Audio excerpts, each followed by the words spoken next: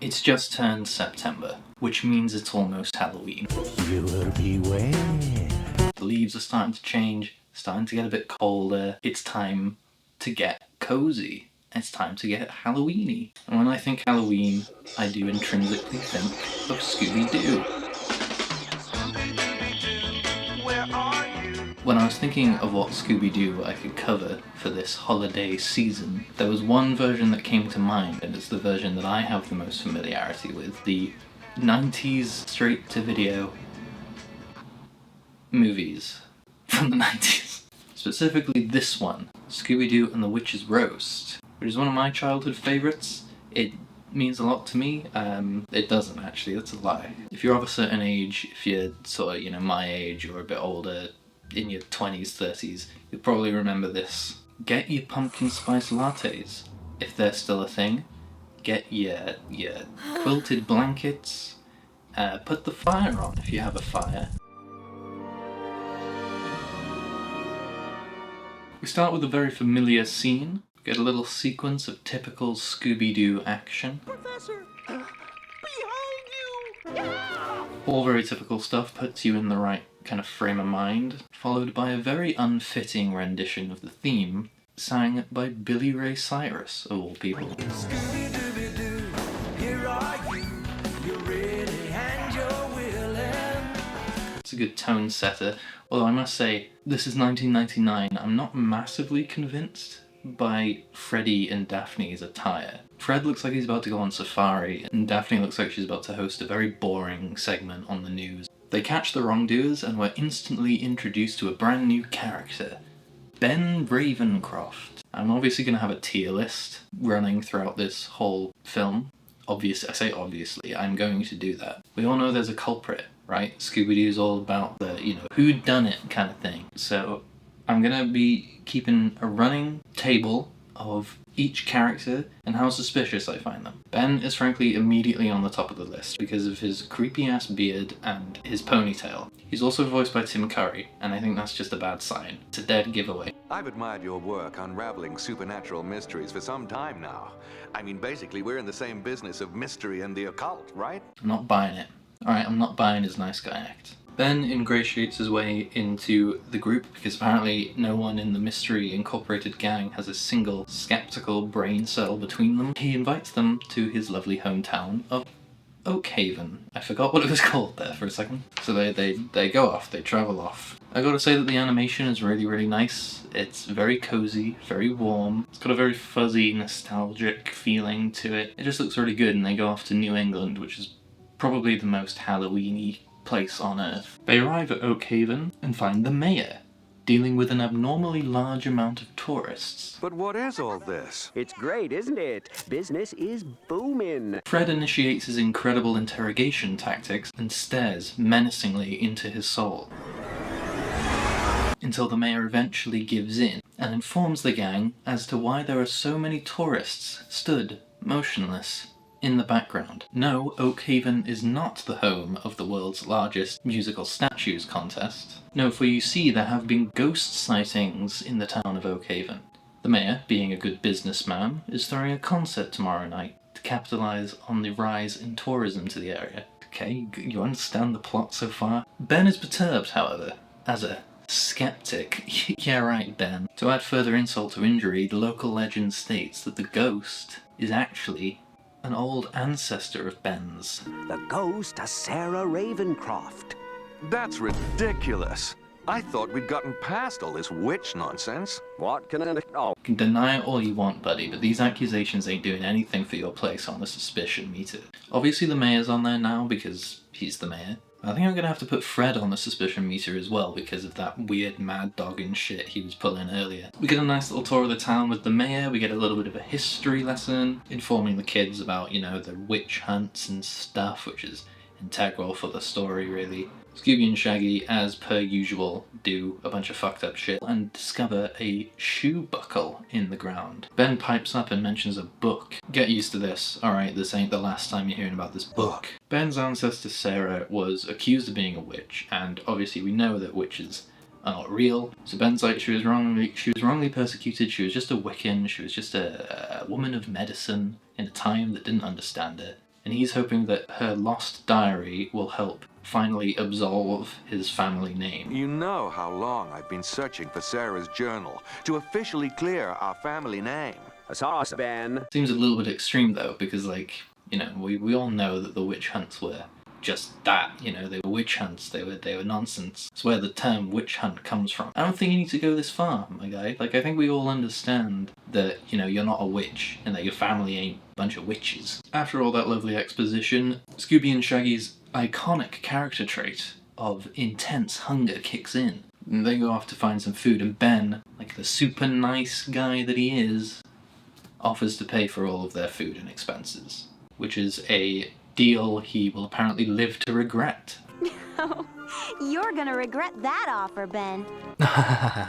Yeah, but what does that mean though, for real? What does that mean? I know, you know me, I don't like to be too hyperbolic or anything, but what follows might be the most disgusting sequence ever put on film. Or on page, I guess, or on video. Scooby and Shaggy begin to gorge themselves on food to an extent that is seriously quite worrying. It's straight out of a horror movie. They don't play it for laughs either. They are well aware that they are showing you something that is deeply, deeply unsettling. But just look at them. Look! Look! What the fuck is this? The fucking noises, dude. The fucking noises.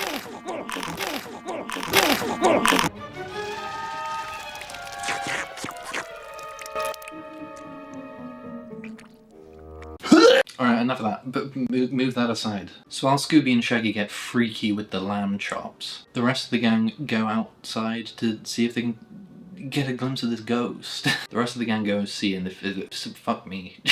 The rest of the gang go to see if they can find a glimpse of this iconic ghost, which is said to make its appearance tonight. Now. Ben mentions this bloody book again. I wanted to ask her where she hid her journal. Boy, Ben seems to be pretty obsessed with that book. Yeah, my thoughts exactly. Thanks for everything, Jack. Jesus Christ. Scooby and Shaggy are scarier than any ghost I've ever seen. They waddle their way down the streets when, suddenly... Is that a women's I see? Girls. Rules. This kind of implies that Scooby-Doo is into human women. Not sure if I want to think about that any longer. Look guys, it's just a couple of fang-haired women. They run away like the fools they are, but suddenly they're accosted by the ghost. This will be the witch's ghost I've been hearing so much about.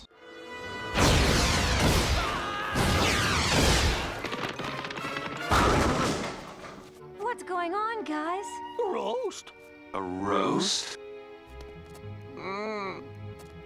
Velma's instantly on the scene. She's already figuring stuff out. Might as well be Velma Inc. for all the heavy lifting she has to do. We don't have time for all these facts and logic. Right now there's a glow in the distance.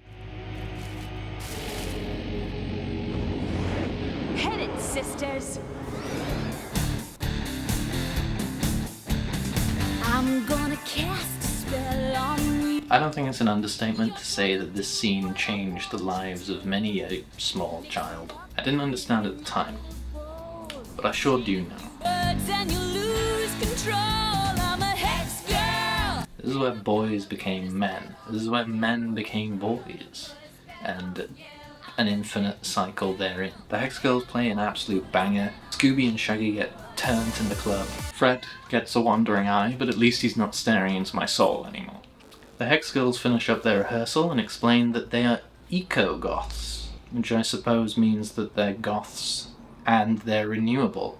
The gang is suspicious of the Hex Girls because they have sharp teeth, and Velma seems to think that their pyrotechnics could have been used by the witch earlier. But I'm not convinced. For one, they are attractive. And when have attractive people ever done bad things? And for two, I think these guys are just goth racist. There's a clear prejudice. They're going way down on my list, because I'm a big fan, seen every one of their shows. I just don't believe they have anything to do with these shenanigans. Daphne and Fred stay behind to keep an eye on the Hex Girls, or possibly have a quickie in the hedge. So it's been a long night. alright, and they've all been together. The rest of the gang do some further investigating. The mayor seems to be up to some shady barn business, so Scooby and Shaggy tail him, like the masters of stealth they are. Daphne and Fred overhear a fairly incriminating conversation had by the Hex Girls. I think we're going to need to perform our ritual, girls. I'm still not buying this obvious misdirect though. They're clearly innocent. They're just a bit into the whole, you know, gothic, witchy aesthetic. It's okay. They might take it a bit too seriously, but that ain't a crime. That ain't a crime. The mayor continues his creepy barn business, and frankly, he's starting to creep up on my suspicion tier list. This guy has now gone into 2 separate shady barns at night. Just going about my shady barn business. Nothing to see here. Daphne and Fred spy Thorn cooking up a little potion or something. Probably just a bunch of basil and salt, frankly. Scooby and Shaggy creep into the mayor's barn and find... How dare you disturb my resting place? Your resting place is a barn? What are you? A cow? Well, I'm sorry, Mayor, but this is making you look rather suspicious. No, wait a second. Is that the mayor? Is that the spooky old mayor? Twins. Got it. You can't pull the wool over my eyes, Scooby-Doo. Running from the ghost, they crash into Velma and Ben. Sorry. I, actually prefer you like this. Alright, break down. Okay, recap. Okay, so we've just ascertained that the mayor is not the ghost. He's going up and down this tier list like a bloody roller coaster.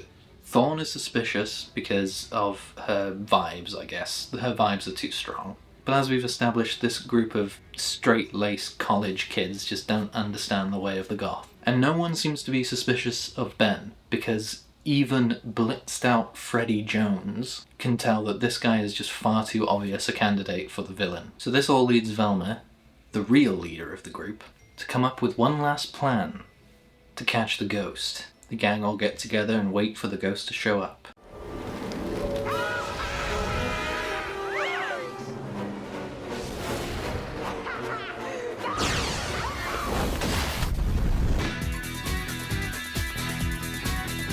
So what's Velma's ingenious plan to stop the ghost then? Tree. It's tree plan. She pulls a hole. I've fallen and I can't get up. And then tree. Listen, don't knock it. Alright, if it works, it works. And finally, we unmask the ghost. And the real villain is... Who the fuck is that? Generic old man number 3, that's it. That's the guy. That's the culprit. Mr. McKnight, the pharmacist? The pharmacist? Who? The guy from down the street, the guy who runs the pharmacy, the guy who's selling t-shirts, that's it, that's the guy. Daddy? Hello, Sally. Sarah, it turns out the t-shirt guy was stealing his daughter's pyrotechnics, which is not a sentence I think anyone's ever spoken before. Maybe I can explain.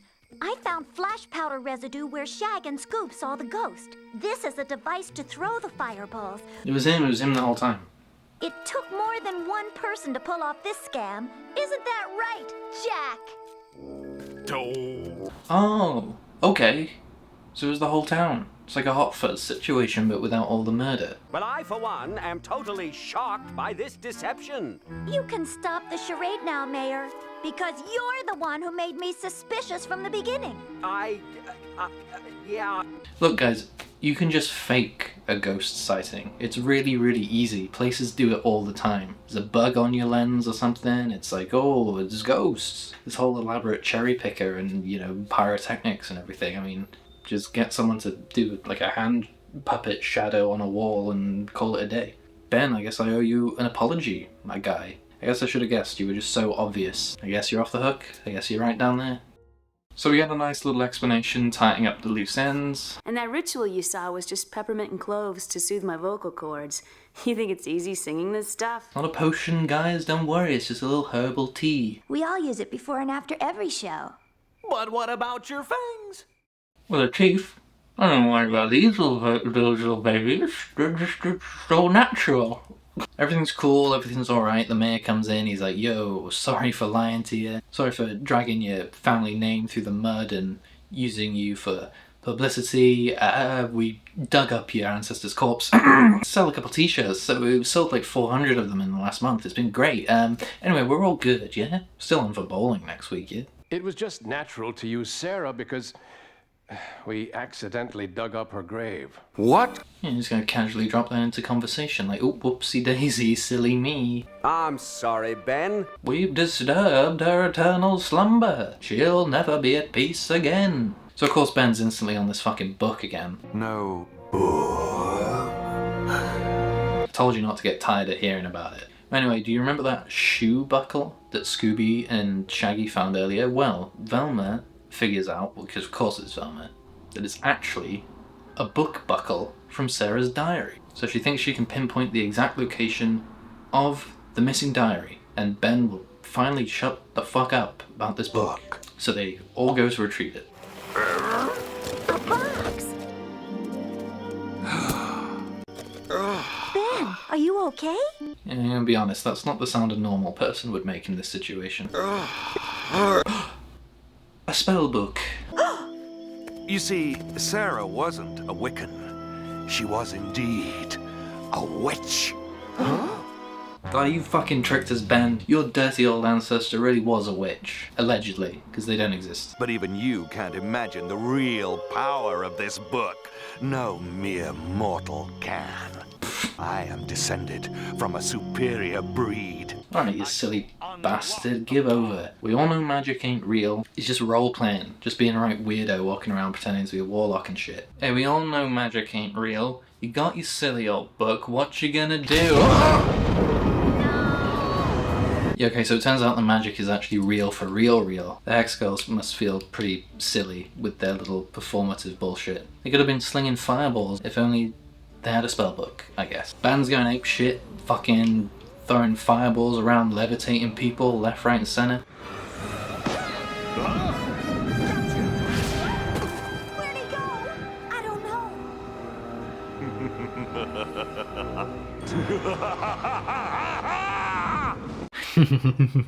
I don't know how to get down from here. What's his plan though? Why, it's to raise publicity for his new book, The Curse of the Witch. Nah, I'm just kidding, obviously. He wants to summon Sarah Ravencroft from the depths of hell so that he can take over the entire world or something. Hey, this ain't your dad's Scooby-Doo, alright? Ben summons handsome Squidward from the beyond and he offers her an accord, but is rejected because he's frankly trying too hard. He's got this anime villain thing going on now and Sarah just doesn't vibe with that stuff. Into the eternal orb of agony with you. Get out of here! Well, things aren't going great, frankly, so it looks like it's up to the Mystery Incorporated gang to get the book. Sarah ain't gonna make it easy for them, oh no. They've gotta run through a whole gauntlet of Halloween-themed terrors. You've got sentient pumpkins, that's a good one. You got Big Turkey, and Tree. No, Tree! Why have you betrayed us? So we gotta get the book to Thorn, because only a Wiccan can undo the spell and send the ghost back to hell. I'm a poet. And after all, Thorn is 1/16th Wiccan. I thought being a Wiccan was more of like an occupational thing, but apparently it runs in the blood, so... We have to get the book to Thorn, it's imperative, the world's gonna end. Come on, Mystery Inc., let's see what you've got.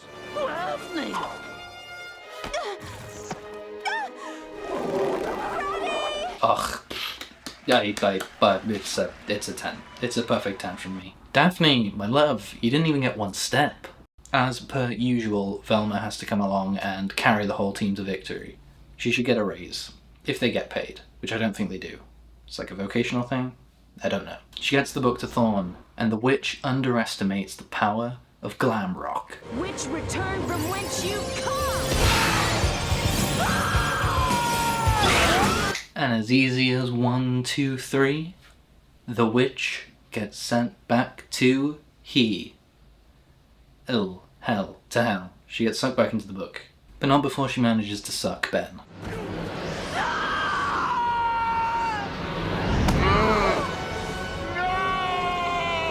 Ben, buddy, Be careful what you wish for, my friend. What an ironic end for an author, hey?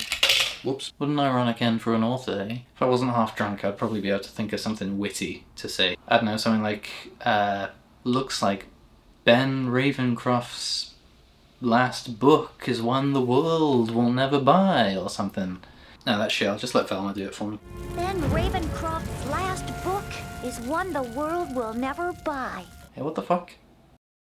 Well, anyways, all's well that ends well, I suppose. We've banished the villains, the town can live off the publicity of this for forever at this point. I mean, they had a real ghost encounter, a real one. And the Hex Girls play us out with a banging concert. Earth, wind, fire and air. We may look bad, but we don't care. Oh yeah. We ride the wind, Oh yeah, that's the we shit. feel the fire. To love the earth is our one desire. So that's Scooby-Doo and the Witch's Ghosts, and I honestly had a really good time revisiting it. It was very nostalgic, it was very Halloween-y, it's got me into that spirit. I think it's a nice, modern, for the time, reinterpretation of Scooby-Doo, the added supernatural element, it's fun, it's a bit different, it's got a bit for everyone. Don't appreciate the body horror elements, I know it's supposed to be spooky, doesn't need to be that viscerally disturbing. What can I say? What else more do you want me to say? It's good, it's good. I don't know how to end videos.